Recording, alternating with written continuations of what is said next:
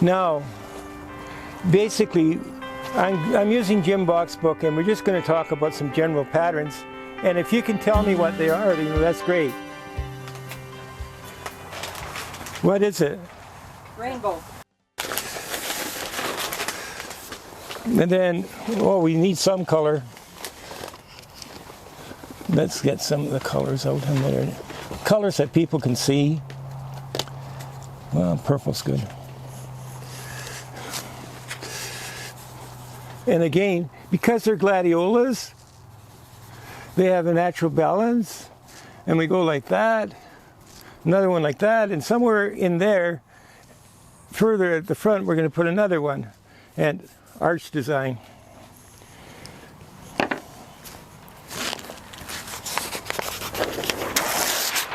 Oh, that works better than the real thing.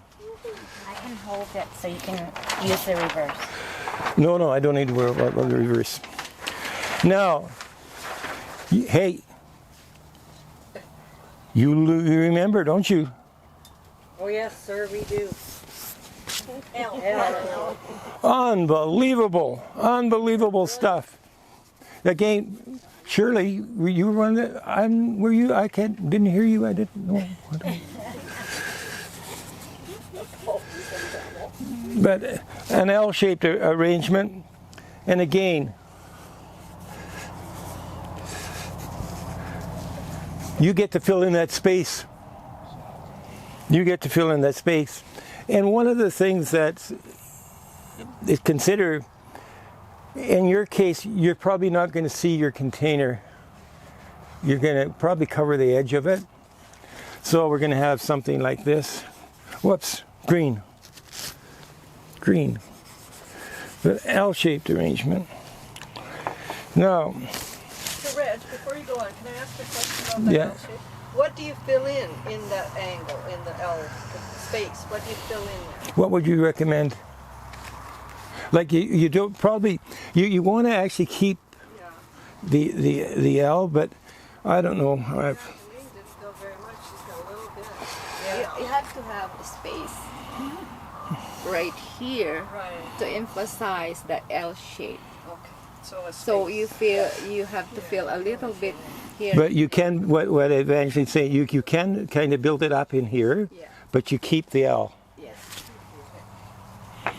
Okay.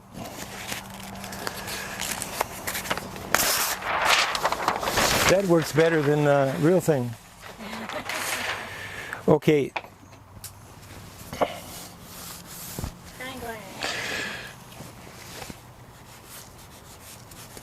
Christmas tree. Actually, if you've seen some of the pedestal arrangements that we see at shows, they're like Christmas trees, but all color and really, really well done. So,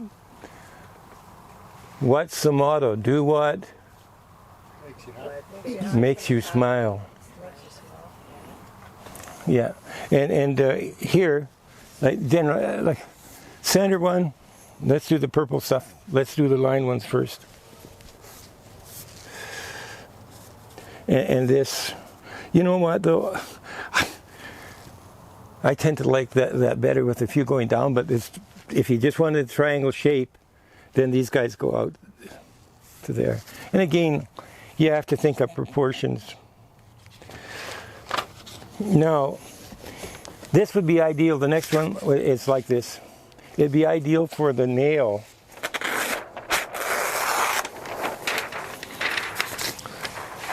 And it's still triangular shape, but because you can come from the bottom, if I draw Ken's stand, and it's up in here, only I've got a profile.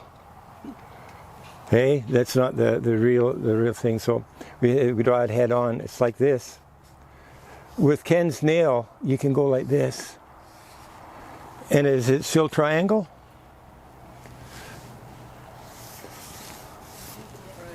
Okay. What if I did this? If I go like this, what kind of arrangement is that? It's still triangle.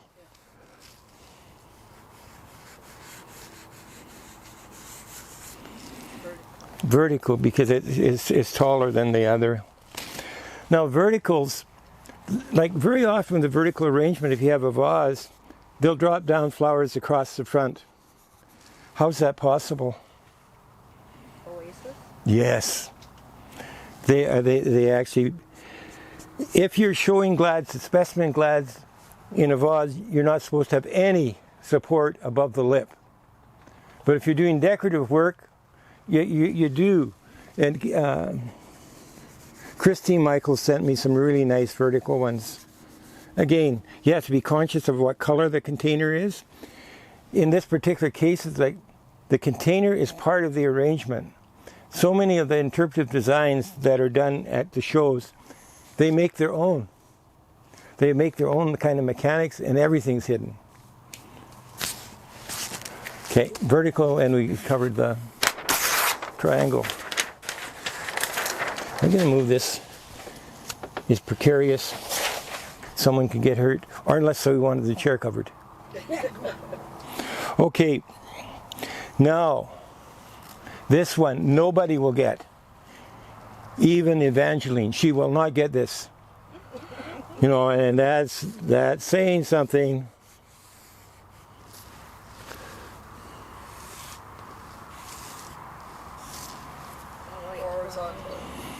Yeah, it's horizontal, but it's more. This is more than, and like I've seen this at weddings.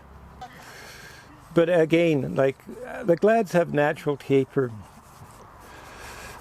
and basically a lot of this is done like it's one roll, and a lot of it is done like landscape. So that basically, you know, you create a landscape, and because of this, you have more than one focal point.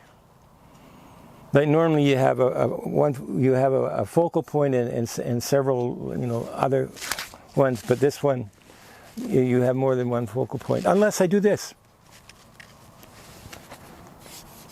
but then it's no longer one row. Yeah. Now it's a candelabra. Yeah, it's not.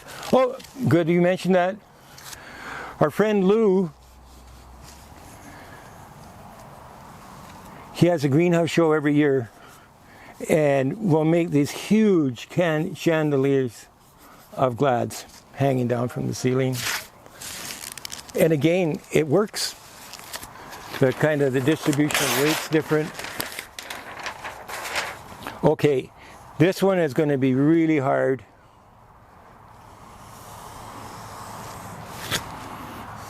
Crescent.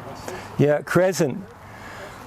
And the advantage of the crescent, of course, again, you have weight, and you might have a little less weight up there and more weight on the bottom. But a crescent arrangement, very popular.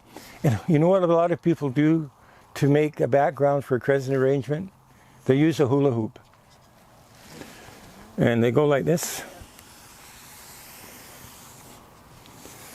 And that circle can be used for so many different things. Like, again, you can go like this, and the circle becomes part of the arrangement. And one thing that we said before, any shape that fits in another shape can, like, it actually fits in arrangements, works. Okay, we're going that. So that was crescent. And there's some fancy ones here. Contemporary design, what do you think of?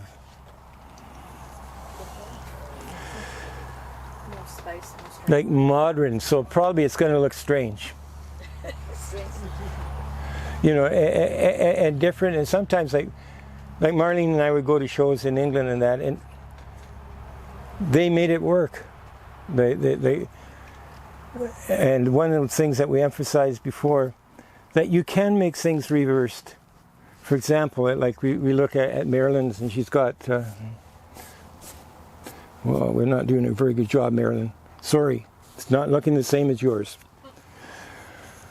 But like Marilyn's got the dark colors, like in this one, and if you'll notice, there's one glad right in here, darker than the rest. Okay, and in here, she's got her focus. Would it be possible to have the lighter color down below? Sure. The answer is yes, because we're balancing weight. And so all of a sudden, if I make a great big, let's say we're doing something complementary colors, blue and yellow. So what I do, I've got the blue up here. Well, it's a bit lavender here, but anyway, I have the blue there. And I just make this area bigger of a lighter color, just to balance the color. So you can reverse things. They don't have to be the, you know, the, okay. Okay, the centerpiece. Centerpiece is one of the most popular things. And if I'm going to build a centerpiece, what are the things I should consider? Height. Height. And what's the recommended height for a centerpiece? If you sit down, Under 14 inches. 14 inches. Like Okay, like that. that's And why is that? so you can see the person in front of you. Oh, Only if you like. surely. Only if you like. Us Americans would put you Canadians on the other side, and we'd have it 6 feet high in between. Just saying. Well, you know, like that's been very popular now. What they'll do is they get these glass vases that are extremely high, and they build the arrangement above your head. And then you look through it. And those are the things. Like the centerpiece, it depends upon, you know, the size of the table. And if, you know, you might even, if you have a round table, you might make a round centerpiece. If you have a square table, a square centerpiece. But those, you have to be careful with shows too. Like shows sometimes have standards, and they ask you to make an arrangement to fit in a niche of given diameters, given dimensions. And 24 inches. and what happens if you exceed those? Disqualified or? Disqualification. And again, one thing I'm not sure I'd mentioned before is dominance. It's often stated at the shows, for example, here in Alberta, it's common to show glads and dahlias together. But very often it'll say glads to dominate. And it just means when you look at the arrangement, do the glads dominate, or do they have more weight in the arrangement than the others? Okay, any other designs that we should have? The centerpiece design, are there any conventions on that, of the shape and those kind of things? No, like round, oval. Again, you usually match the shape of the table, but the diameter or length, width, etc. Like those, again, they're all relative to the table. When Marlene and I, shouldn't say this, we've been married now for, oh gosh, I'm glad she's here. But anyway, at our 50th anniversary, one of the things, we had little cocktail tables. Okay. And we have a very good friend who's a florist. So, how big a centerpiece did he make for those? Yeah, really small. And we asked him, he'd do them all in greens.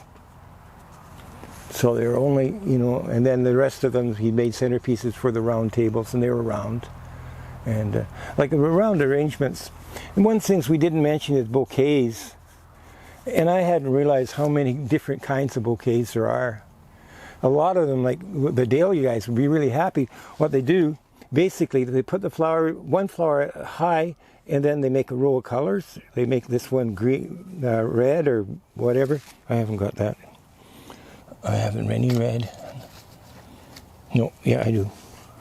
And then they'll make like a row red, and then the next row a different color. And it ends up with the stems are at the back, of course. And it's a bridal bouquet, and it's done differently.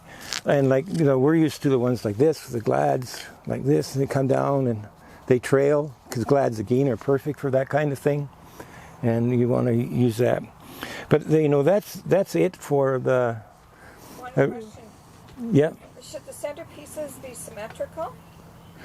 Well, you know, we haven't really talked about symmetry, and like. usually they'll be somewhat symmetrical, but I don't think they have to be. Nowadays they do. They do? Okay. They are symmetrical. So that Match the table. then that's perfect. Well, what I'm going to do now, Sorry, Reg, can you show us the book that you're working from? You said that's... okay, this is actually the book. And again, the fellow that did it, in 1999 he went to a show. And this has happened to every one of you. Every one of you. Sometime in your life, you've had a special skill. And somebody recognizes that and says, you know what you should do? And the next time you're doing it. And Jim did it because, you know, he enjoyed doing so. What's his last name? Jim? Bach, B-A-C-H. The only thing is, like, the only people that have this book are people who took Jim's course. And what I would like to see is that, and this is what we're basically talking about, like this book talks about how to judge a design as well. And we would like to see the people who took Jim's class carry that on. Jim's a little bit younger than me, and you know, I'm a very young person, and he's younger. But he's not in good health. And so it's really been difficult because the only place you can get the book is by going to the convention. And Jim's not there. So something has to be done in terms of, to carry it on, and it is important. You know what, we're going to finish up, and like Christine, I feel badly in that we're taking advantage of your skills. It's like mentioning that, and somebody say, oh, you're good at that. You know what? Would you do this for me? Evangeline. Yeah, Evangeline. So Evangeline, if you would come and finish this arrangement off, and as you're doing it, talk a little bit about it. You know, that would be good, and we're going to end it there. So with this ball, I have no choice than to go horizontal because it's unique. So I decided to go that way. Speak up a little bit, please. I decided to go to flat arrangement.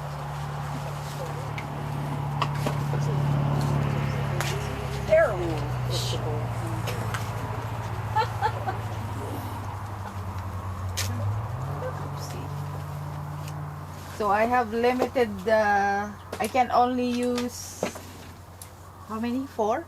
Yeah, unless you want to put another color in there. So let's do this on the top. Oh, and that's another thing about glads. Yeah, you can break them down. And I will put the greenery.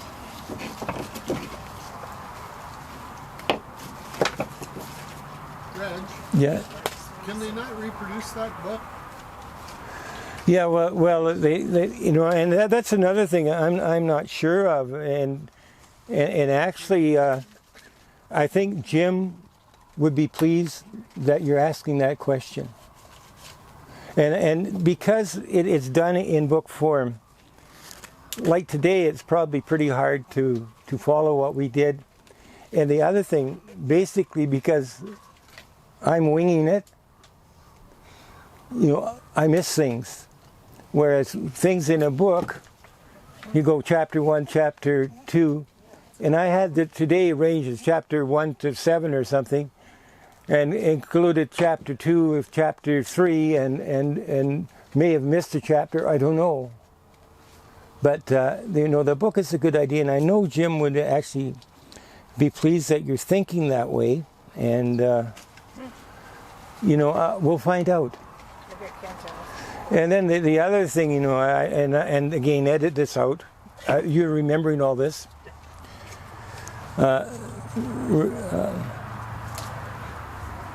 Maybe because of Ken, to be quite frank, not as much time. North American Gladiolus Council is coming to Red Deer next year. And because of the way that Ken's arranged the time, maybe there's 4 hours in there when arranging could be taught. But it wouldn't be, I'm sure it wouldn't be Jim, but if it could be somebody like Jim from the NAGC, or, you know, we have other members who are qualified judges that are, you know, would be willing to help, I'm sure, in setting something up. But there's so many people coming from the States. Almost all the executive, of course, are design judges for their societies. But again, they're not teaching it, I don't think. Because I don't think, the only way you can be a design judge now is to go to the convention or already be a design judge. For example, Maryland, because I'm sure it's at Olds College and a number of different places, Maryland has gone to the judging schools. And so Maryland, all she has to do is go online, get the form, and she is a qualified North American Gladiolus Council judge as long as she's a member of the society. Love the berries. Love the berries, Evangeline.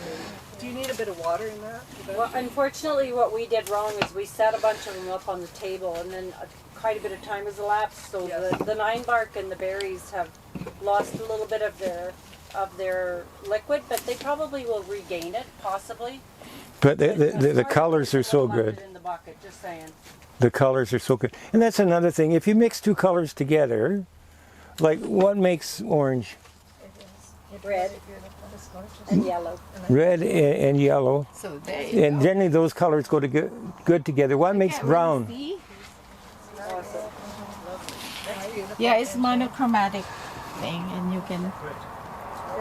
I made it one-sided, so if you do this as a centerpiece, you can put more at the back, in the back. So you can also put amaranthus here, hanging there. Maybe we should try. We have some amaranthus. I'll get it for you. Is there some there? It's over here somewhere. You had it. Oh, there we go. You got it. There's one more, couple more pieces there. A little bit on the, they're falling out of the water.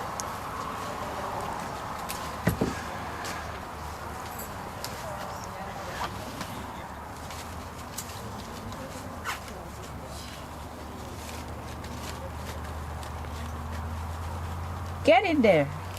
Haha. Is that too much? No. What I don't understand is how she sees the other side. Like you can, you know, it doesn't seem as though you're leaning far enough forward to do that. I think that's a little too much. It's probably right there. Yeah. Awesome. Remove this big one here.